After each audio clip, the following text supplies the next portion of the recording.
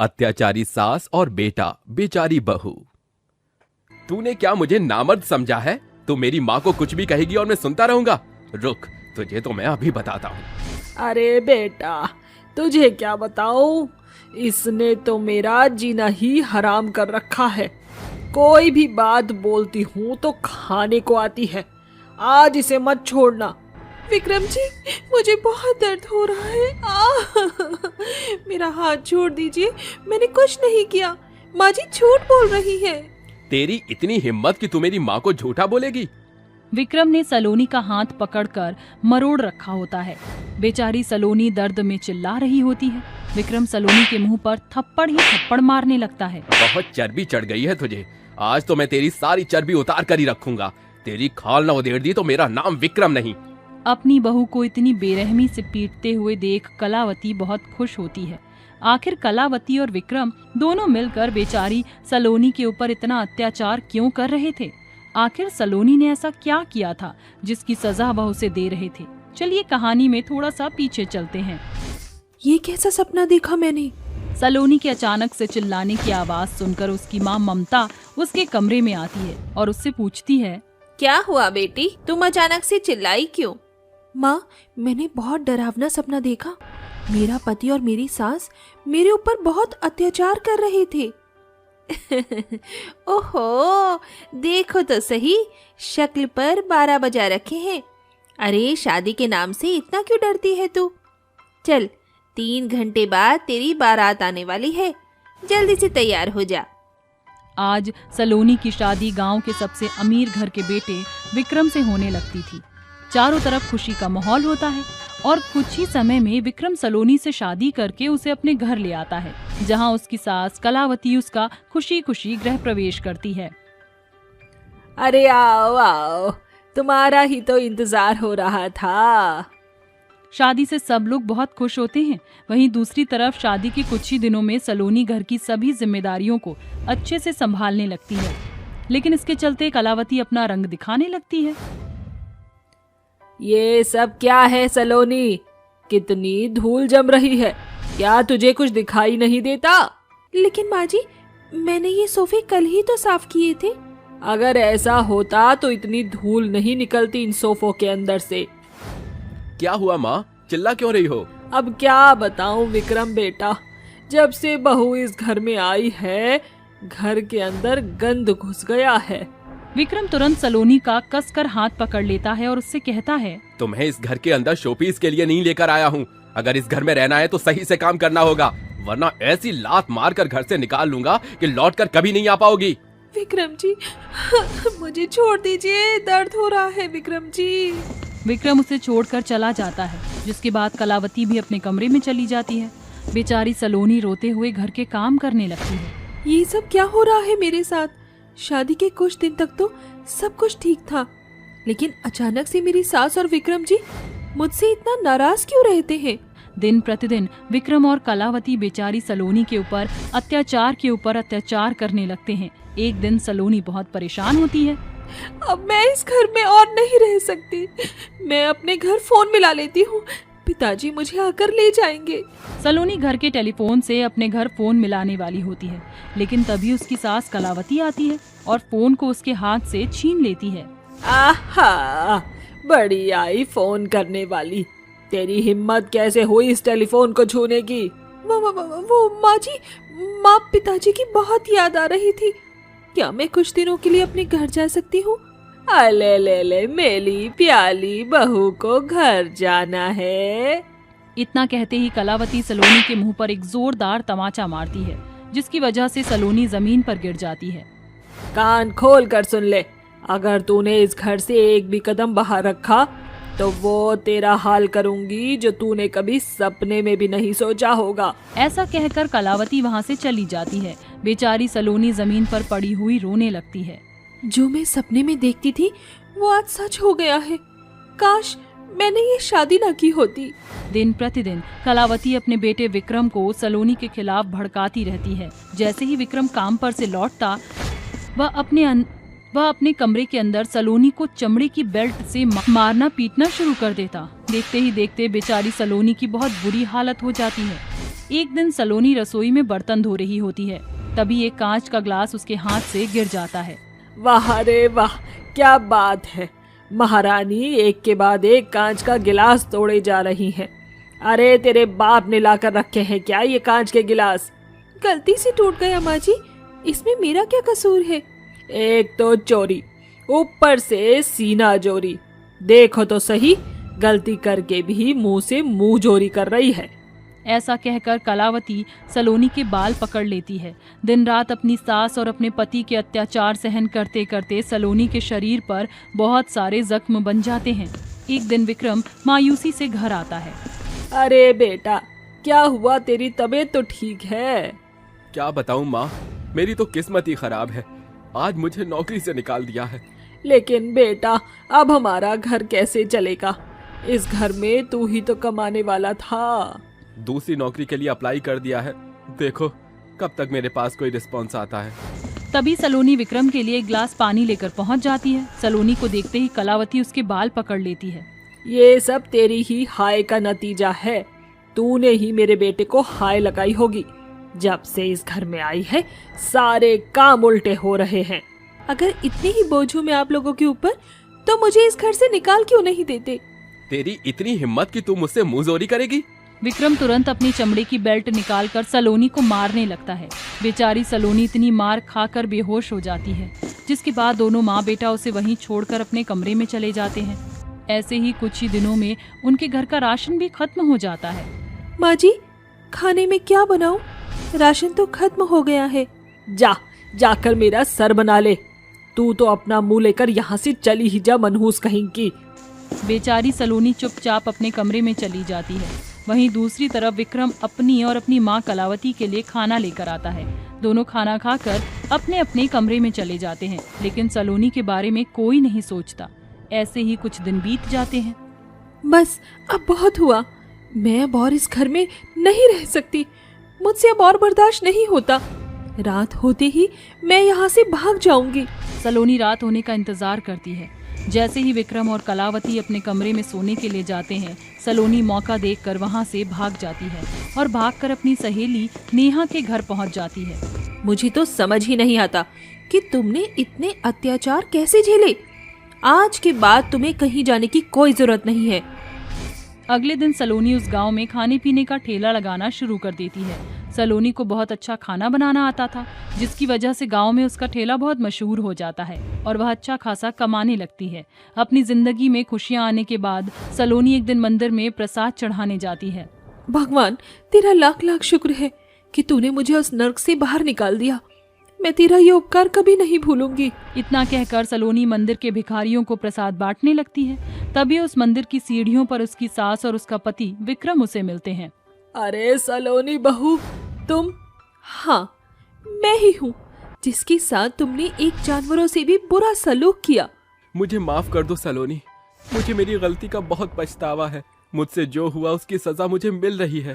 तेरे जाने के बाद बहू, हमारे साथ बहुत बुरा हुआ।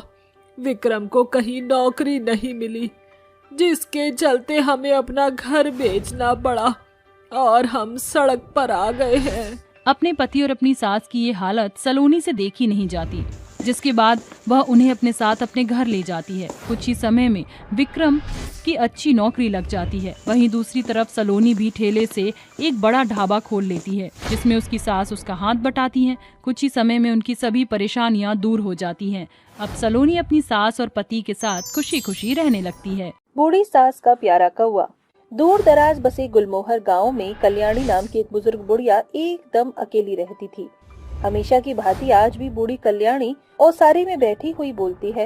इतने बरस बीत गए संदीप को शहर गए हुए, उसकी बाट जोते हुए अब तो मेरी आंखें भी बूढ़ी हो चली। शायद अब तुझे बेटे के लौटने की बात छोड़ देनी चाहिए कल्याणी। ये बोलते हुए बूढ़ी कल्याणी की आंखों से बेबसी की बदरा बरसने लगती है। कुछ देर बाद ही सांझ की बेला घिराती है, जिसे देख कल्याणी कहती है। कल्याणी रसोई घर का रुख करते हुए एकाएक सभी डिब्बे टटोलती है। इतना आटा ही शेष बचा है, अगर प्रत्येक दिन 2 रोटियां बनाऊंगी तो सप्ताह भर तक तो चल बन जाएगा। बुढ़िया 2 रोटियां बनाकर प्याज के साथ उसे थाली में परोसकर जैसे ही पहला कौर उठाती है कि एक जख्मी कौवा उसके झरोखे पर आकर बैठ जाता है और काव काव करने लगता है। अरे ये तो किसी कौवे के करहाने की आवाज है। एकाएक कल्याणी की नजर झरोखे पर पड़ती है। वो कौवे को अपनी बाहों में उठाकर सहलाते हुए कहती है, अरे ये कौवा तो लहूलुहान लथपथ है। लगता है किसी शिकारी ने इस पर निशाना साधा था, तभी इसके पंख और पंजे बुरे तौर से जख्मी हो गए हैं। बुढ़िया झटपट सी जड़ी बूटियों का लेप बनाकर कौवे के घाव पर लगा देती है। कुछ पल छिन बाद कौवा अपने पंजों पर स्थिर होकर काव काव करने लगता है। लगता है ये कौवा प्यासा है, इसे पानी पिलाती हूँ। बुढ़िया कौवे को पानी पिलाती है।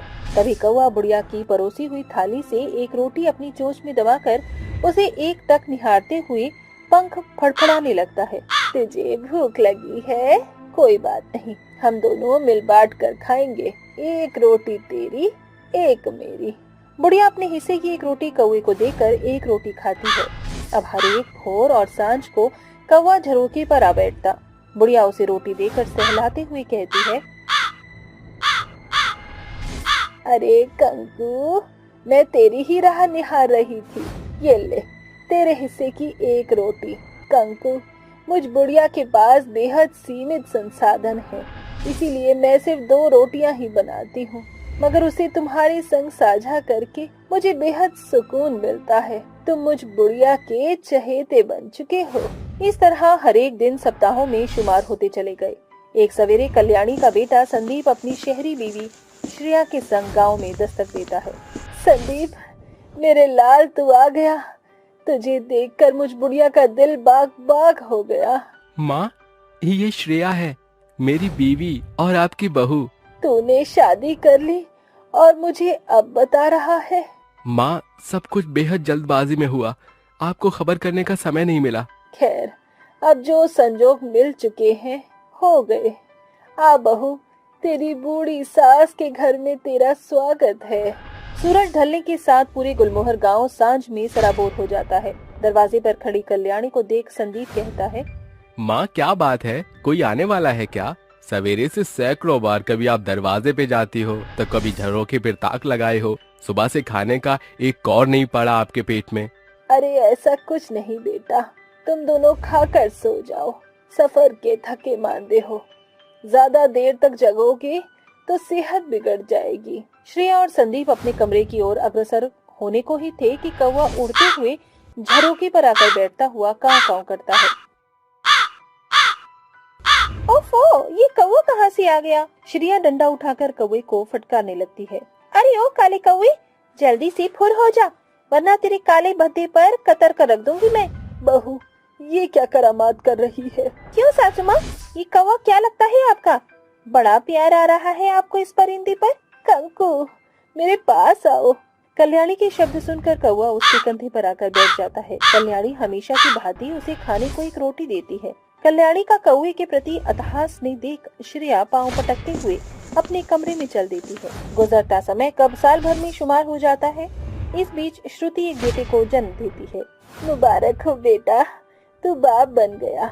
आपको भी बहुत बहुत मुबारक हो माँ, आप भी दादी बन गयी। अगर आप दोनों माँ बेटे की बधाई हो चुकी हो तो संदीप, माँ जी को साफ तौर से समझा दो कि अब वो काला कौवा हमारे घर में ना आए। उसकी कर्कश काव काव की गूंज से मेरा दूध मुहा बच्चा डर जाएगा। बहू के बोल वचन सुनकर बेचारी बूढ़ी सास चुप्पी साध लेती है, मगर अब जो कि उस परिंदे को बुढ़िया की प्रीत की आदत पड़ चुकी है तो वो कहाँ रुकता।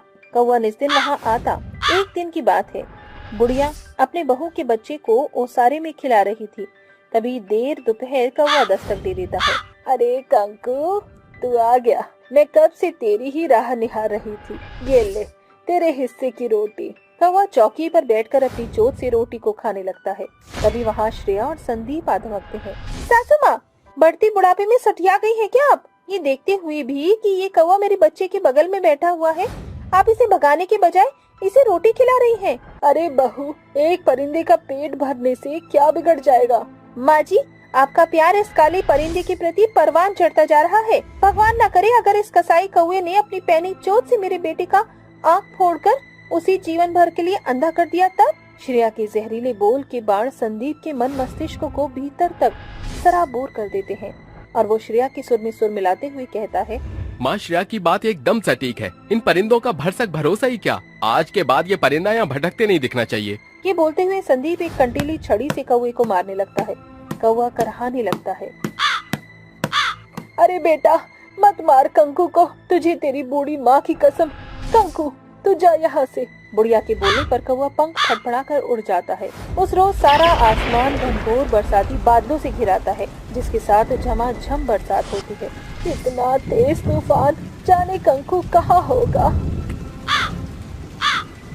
ये तो कंकु की आवाज है। बुढ़िया की निगाह घर की मुंडेर पर बैठे कौवे पर जाती है। बुढ़िया के सिवा किसी को भी ये खबर न थी कि कौवे ने मुंडेर को अपना घर बना लिया है।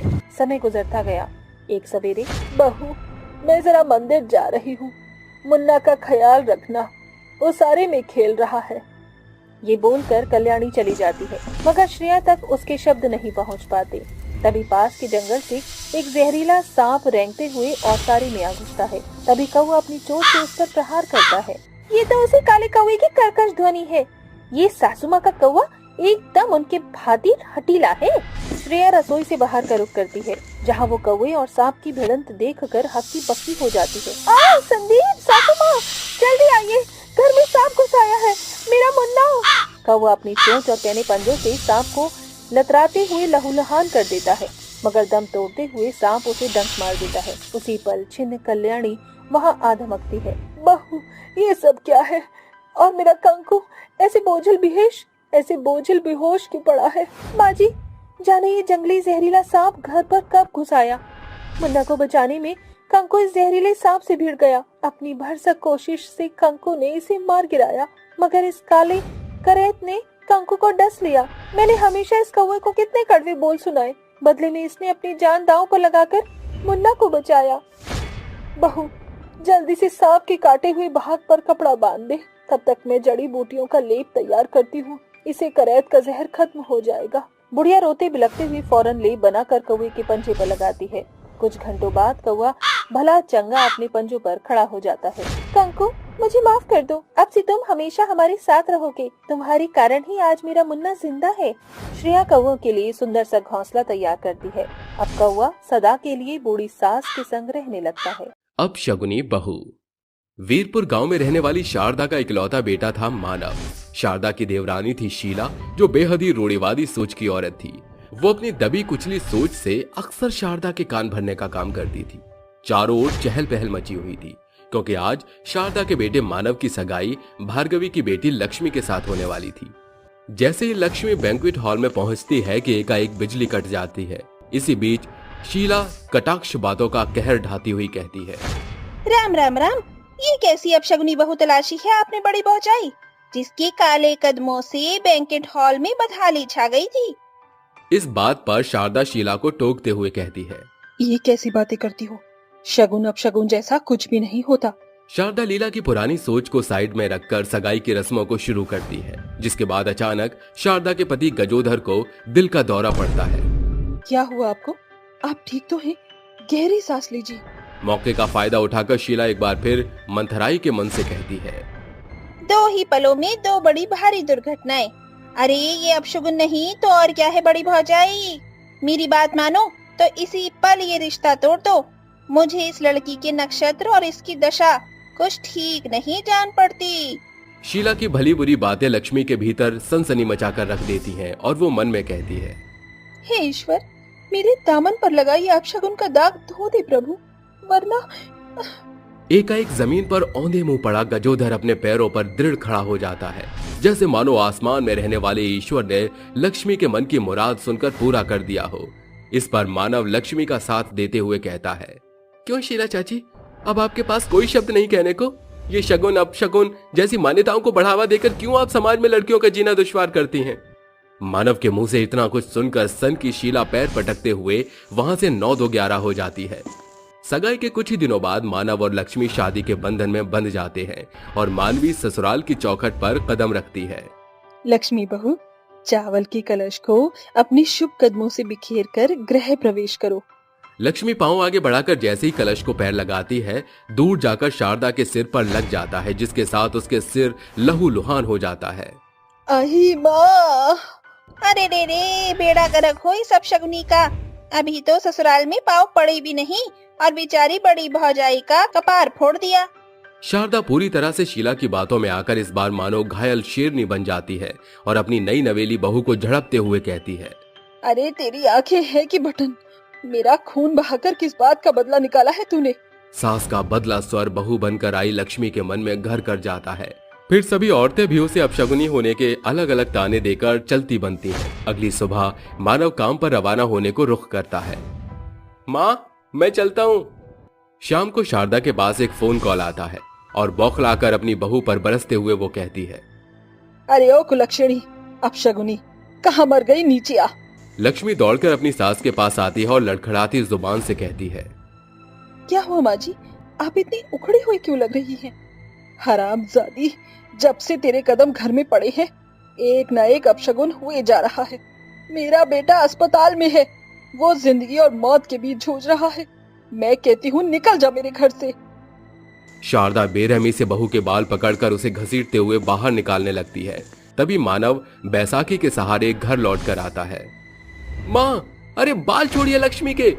अरे बेटा, तू नहीं जानता, ये सचमुच अपशगुनी है। जाने क्या सोचकर इसकी डायन माँ ने इस कुलक्षणी का नाम लक्ष्मी धरा। अरे ये मेरे घर को खा जाएगी, मैं इसे अपने घर की खुशियां खाने नहीं दूंगी। माँ, आप ये दकियानूसी बातें कर रही हैं? लक्ष्मी हाथ जोड़कर रोती बिलखती हुई अपनी सास के कदमों में गिरकर कहती है, माँ जी, मुझे घर से मत निकालिए। मेरे माँ बाबूजी ये सदमा बर्दाश्त नहीं कर पाएंगे, वो मर जाएंगे। एक बेटी की डोली उसके मायके से उड़ती है, मगर उसकी अर्थी उसके ससुराल से। मुझे मार डालिए, मगर जाने को ना कहिए। मैं कुछ नहीं मांगूंगी, एक कोने में पड़ी रहूंगी। मैं तुझे इस घर में एक ही शर्त पर रहने दूंगी कि आज से तू मेरे बेटे के आसपास भी नहीं भटकेगी। बोल, मंजूर है? मुझे आपकी हर शर्त मंजूर है, बस मुझे ससुराल की चौखट लांघने को मत कहिए। शारदा पूरी तरह से शीला के बढ़ावे में आ चुकी थी, जिससे उसे अपनी बहू अब और अपशगुनी जान पड़ती थी। बेटे और बहू के जाते ही शारदा खुद से कहती है, ससुराल का शासन किसे कहते हैं, ये मैं इस अपशगुनी को एहसास कराऊंगी। खुद ब खुद मेरा घर छोड़कर चली जाएगी। तड़के भोर शारदा जमीन पर सोई लक्ष्मी के मुंह पर एकदम ठंडा पानी उड़ेल कर लात लगाकर उठाती हुई कहती है, अरे ओ मनहूस कुलक्षणी बहू, चल सूर्योदय से पहले सारा काम निपटा दे, और याद रहे अपनी अपशगुनी सूरत घूंघट की आड़ से बाहर मत पड़ने दियो। लक्ष्मी ढहकती हुई कामकाज खत्म कर देती है और तभी गजोदर को खाते वक्त जोरदार बेचैनी होती है। शारदा, अरे शारदा। अजी, अजी क्या हो गया आपको? लक्ष्मी झटपट गजोदर की छाती पर हाथ धरकर कहती है, बाबूजी, लंबी लंबी सांसें लीजिए। अरे कुलक्षणी, तू अपनी ये मनहूस परछाई लेकर दूर हट मेरे पति से। थोड़ी देर में घर में डॉक्टर हाजिर होता है और गजोदर की जांच पड़ताल करके कहता है, डॉक्टर, बाबूजी को क्या हुआ था? अरे अपशगुनी, तू हट परे। तेरी ही सूरत देखकर मेरे पति पर ग्रह का चक्र मंडराने लगा होगा। देखिए, इन्हें पैनिक अटैक आया था। वो तो शुक्र है कि सही समय पर आपकी इस बहू ने, जिसे आप अपशगुनी कह रही है, उन्होंने अगर इनके चेस्ट पेन पर अपना पैंतरा ना आजमाया होता तो शायद आज मिस्टर गजोदर आंखें मूंद चुके होते। डॉक्टर की बात शारदा की भटक खोलने ही वाला था कि शीला कहती है, अरे शारदा भौजाई, ये डॉक्टर लोग तो कुछ भी चोचलेबाजी करते हैं। ये क्या ग्रहों की चाल और नक्षत्र के बारे में बताएंगे? याद नहीं, सगाई में रोशनी का बुझना, जेठ जी का औंधे मुंह जमीन पर गिर जाना, और मानव बितवा का बैसाखी पकड़ना, और तो और आज एक किस्सा बहुरानी के अपशगुनी होने की बात को एकदम पुख्ता तौर से पूरा कर रहा है। ये सुनकर लक्ष्मी की आंखों से टप टप आंसू बरस पड़ते हैं। तभी वो आंसू पोंछकर कहती है, बस चाची जी, बहुत सुन ली मैंने आपकी ये चोचलेबाजी, बहुत सहकर देख लिया। मगर मुझे अपशगुनी कहने से पहले अपने गिरेबान में झांक कर देखिए। ब्याह के तुरंत बाद ही चाचा जी चले गए। मेरा तो सुहाग आबाद है और मैं कोई बांझ पखेरू भी नहीं, मगर आपने तो सब कुछ खो दिया है। और असल मायने में अपशगुनी कौन हुआ, मैं कि आप? ये सुनकर गुस्से से तिलमिलाई शीला आगे बढ़कर जैसे ही उस पर हाथ उठाती है, तभी शारदा बीच में आकर कहती है, बहुत सही कह रही है शीला। दूसरों की बेटियों पर दोष लगाना बहुत आसान है। सोचो शीला, अगर यही अपशगुनी का बुरा बर्ताव तुम्हारी कोख से जन्मी बेटी के संग होता तो कितना कलेजा दुखता। मैंने तुम्हारी बहकी बातों में आकर इन दबी कुचली बातों पर भरोसा किया। शगुन अपशगुन जैसा कुछ नहीं होता, ये सिर्फ हमारी सोच का असर है। बहू, अपनी सास को माफ कर दे। लक्ष्मी की बात न सिर्फ उसकी सास शारदा बल्कि सदियों पुरानी कुरीति में जकड़ी शीला को भी बदल कर रख देती है। उस रोज शीला जैसे ही अपनी सोच के साथ सदमे में साफ दिखाई पड़ रही थी और अंत के साथ शीला कहती है, बहू मुझे माफ कर दी।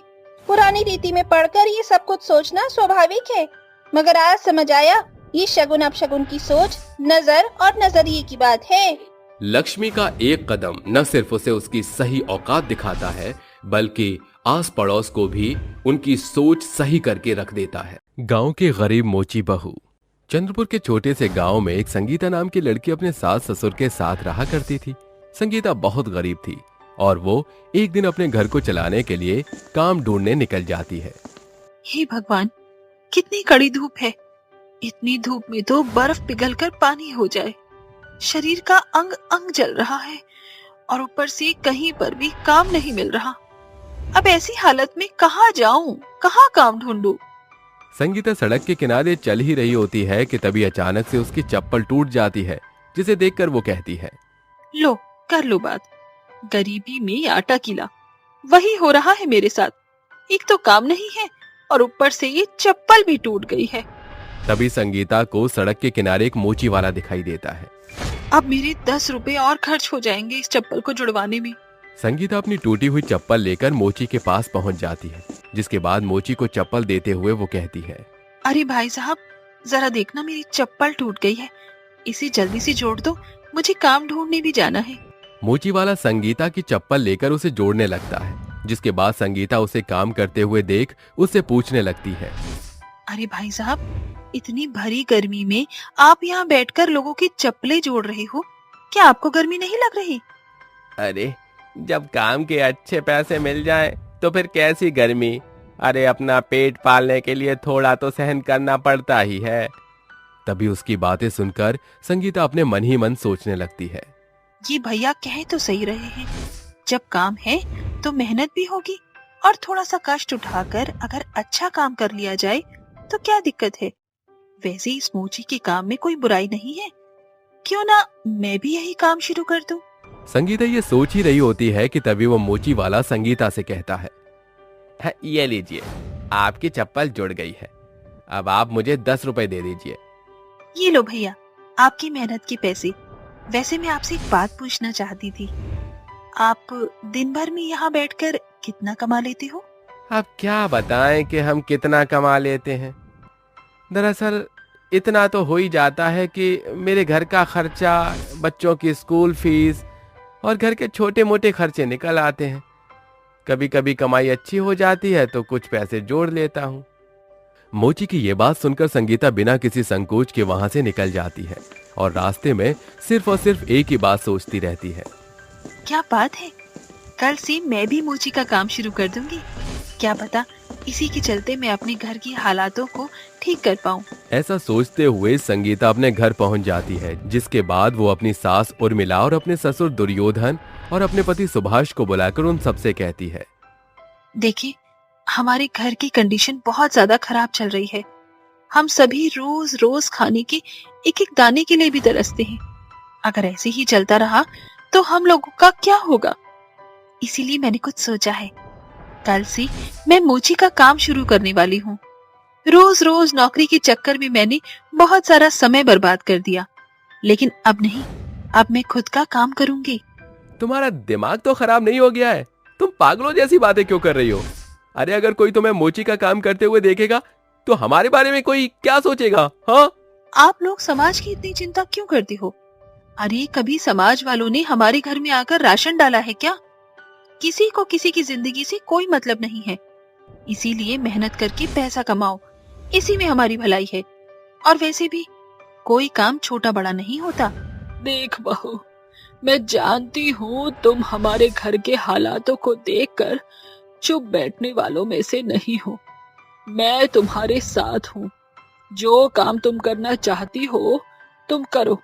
अगर मेरी जरूरत पड़े तो मुझे बता देना। अपनी सास उर्मिला से इतना बड़ा फैसला लेकर संगीता बहुत खुश होती है।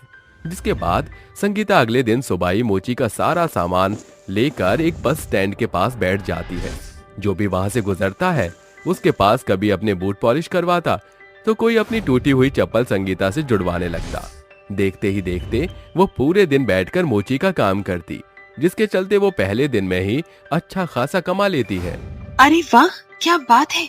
मोची के काम में तो सच में बहुत पैसा है। लोग इतने से काम के लिए पैसे देकर जाते हैं। काश ये मैंने पहले ही सोच लिया होता तो आज हमें इतनी दिक्कत ना होती। संगीता रात को जब घर जाती है और अपने घर वालों को उसकी कमाई दिखाती है तो सभी लोग बहुत खुश होते हैं और एक साथ खुशी खुशी बैठकर खाना खाने लगते हैं। ऐसे ही धीरे धीरे संगीता मोची का काम करती रहती है। कई लोग संगीता को उसके अच्छे काम के ज्यादा पैसे भी देकर जाने लगते हैं, क्योंकि संगीता अपने काम को बहुत बड़ी ईमानदारी के साथ किया करती थी। आओ आओ, अपनी बूट पॉलिश करवाओ और पुराने जूतों के ऊपर पॉलिश करवाकर उन्हें नया जैसा बनवाओ। संगीता की आवाज सुनते ही धीरे धीरे करके कई लोग आना शुरू हो जाते हैं। अरे जरा मेरे जूते फट गए हैं, क्या तुम उन्हें सिल दोगी? हाँ हाँ साहब, क्यों नहीं। लाइए जूते उतार के दीजिए, मैं अभी के अभी आपके जूते सिल कर देती हूँ।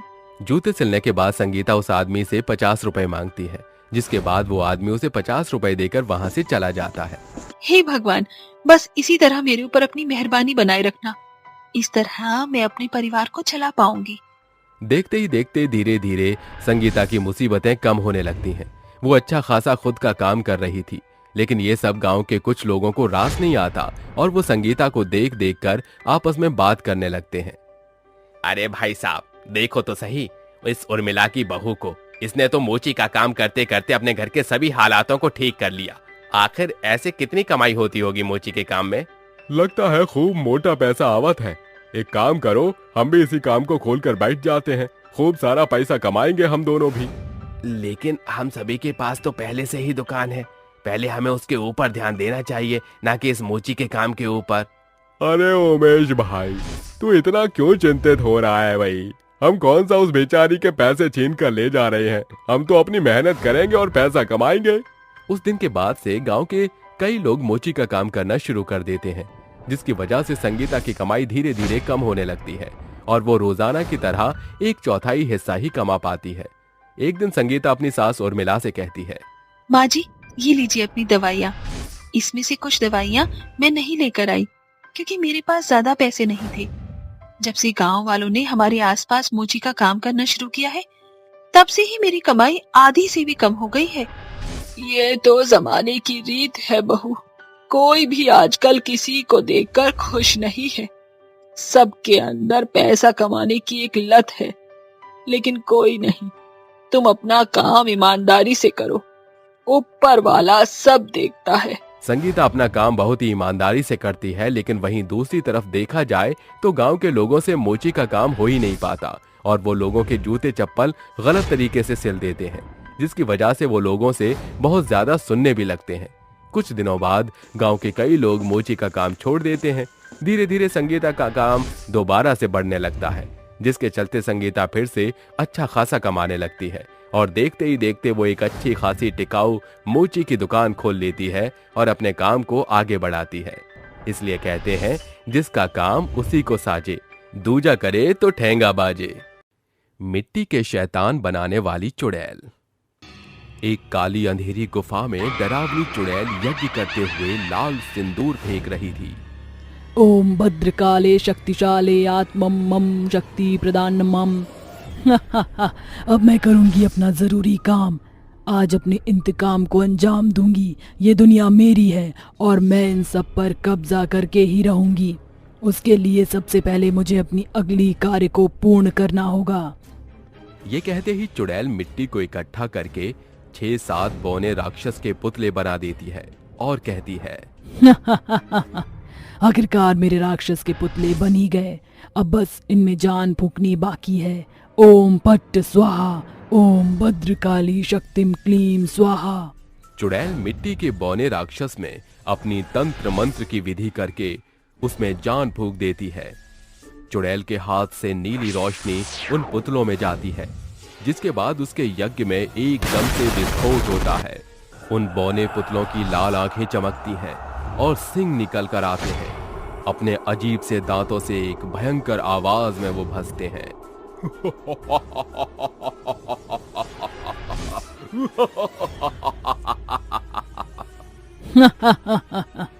आखिरकार मेरे मिट्टी के शैतान तैयार हो ही गए।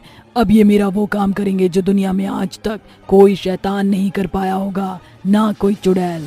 आओ मेरे शेरों, और अब तुम तैयार हो चुके हो। चुड़ैल भयंकर हंसी में हंसने लगती है। उसके मिट्टी के बनाई शैतान काफी भयंकर और शैतानी थे, क्योंकि चुड़ैल की शैतानी सोच से जो जन्मे थे। चिंतन वाली बात ये थी कि आखिर चुड़ैल क्या अंजाम देना चाहती थी? क्यों उसने मिट्टी के शैतानों का सहारा लिया? क्या वो ये करके इंसानों को नुकसान पहुंचाएगी? क्या चुड़ैल का शैतानी खेल कभी खत्म हो पाएगा? जानने के लिए कहानी में आगे बढ़ते हैं।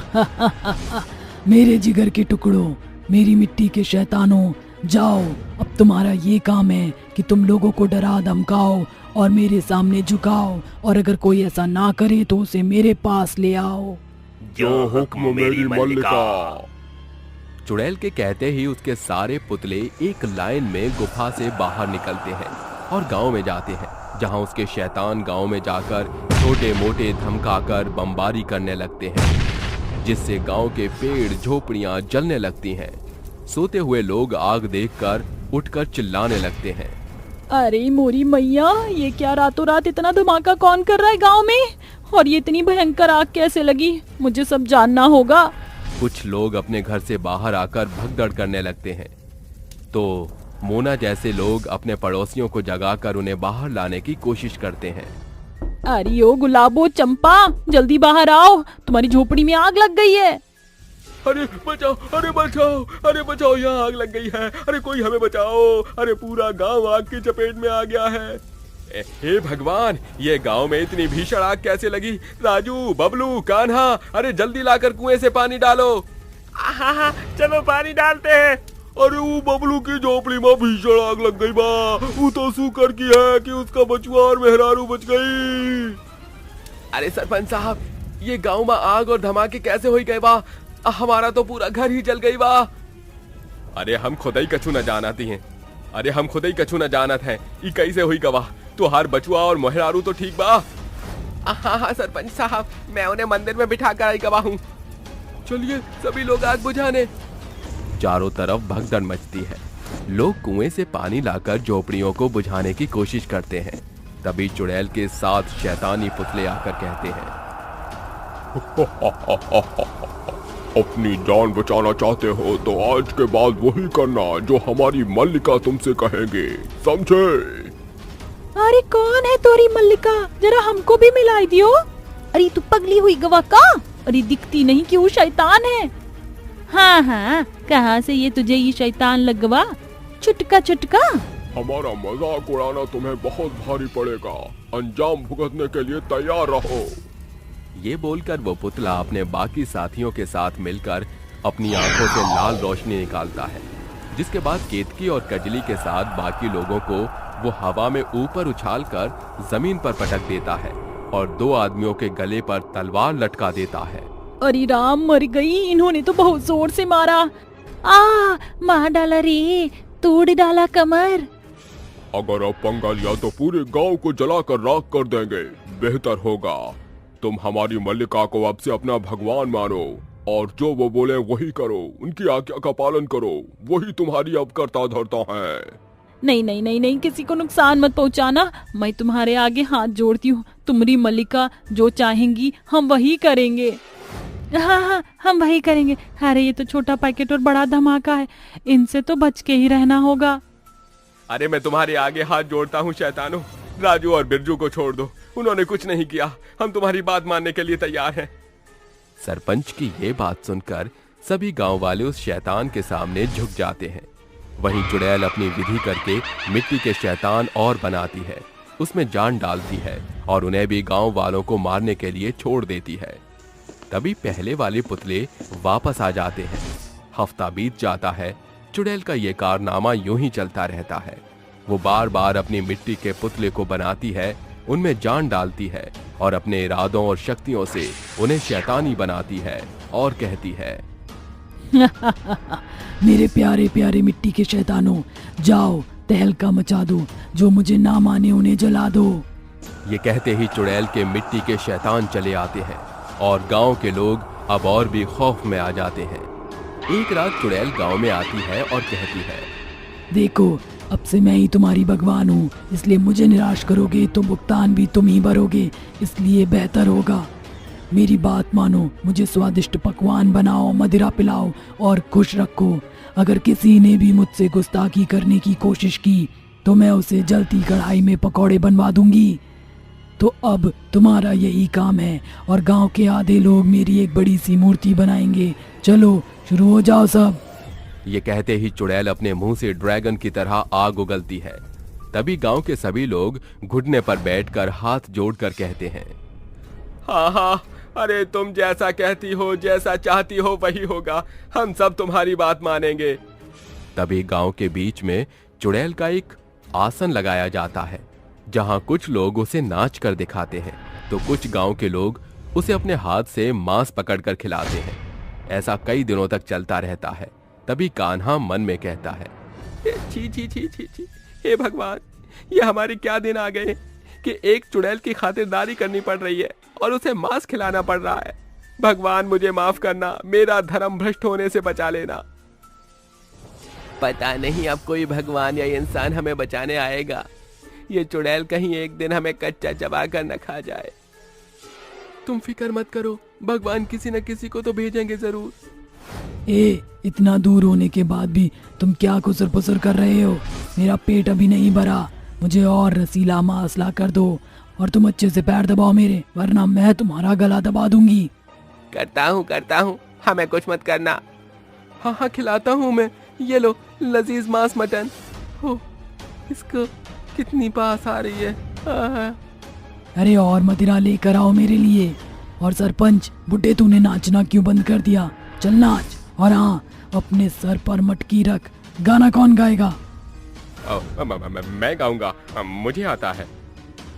बन के जब तू फ्लोर पर आ गिरी, नाच नाच मेरी रानी राच, नाच नाच नाच मेरी रानी राच नाच।